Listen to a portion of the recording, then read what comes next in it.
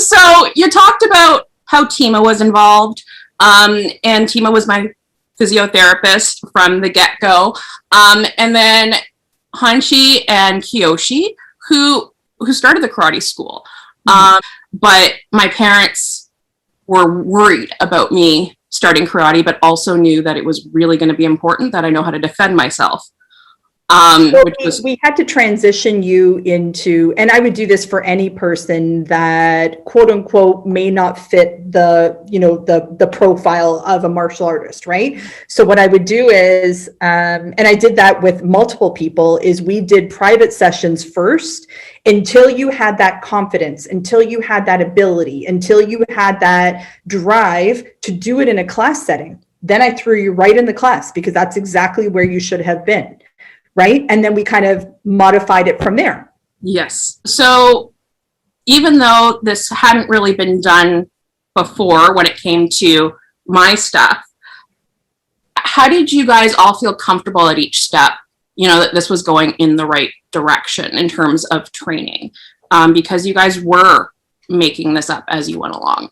So what role, so Tima played a certain role, Kiyoshi and Hanshi, what role did they do in terms of supporting you, because you were already a self-starter?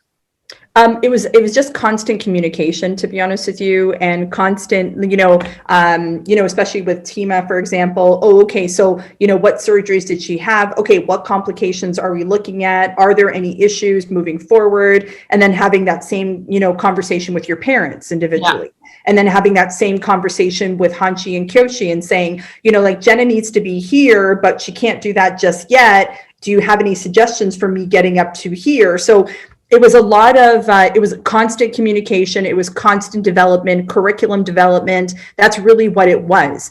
And it wasn't curriculum development like we're starting from brand new. It was, how are we going to make this work for you? Not, oh, Jenna can't do that. Oh, okay, so we're just not going to look at that. No. What can we do? Let's move forward. Let's try to modify it. Let's try to do this.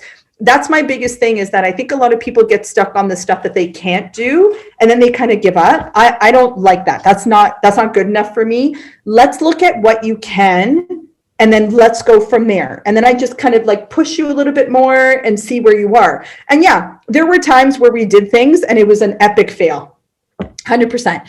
What I did was, instead of kept pushing you into that, that awful feeling, I would pull you back a little bit. We would develop a couple of things, or I would work on smaller muscle, fine motor movements, things like that. And then I would push you back into that again to see how your body responds and to see how you responded. And more often than not, you were able to do it the second, third time around. And that's what we really focused